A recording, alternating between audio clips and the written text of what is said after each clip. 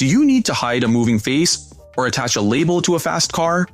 Doing this manually frame by frame takes hours of work, but with motion tracking in Filmora 15, you can do it automatically in seconds. Today, I am going to show you how to track any object and attach text or blur effects to it. First, double-click on your video clip in the timeline to open the settings. Go to the panel on the right, find the switch for motion tracking, and click it to turn it on. A box will appear in the preview window.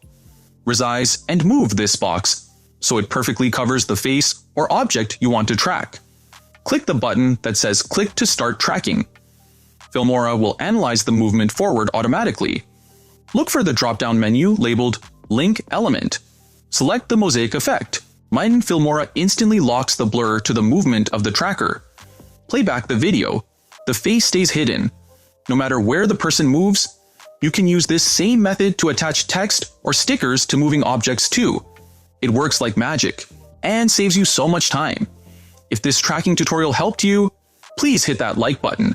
And do not forget to subscribe for more advanced Filmora 15 techniques.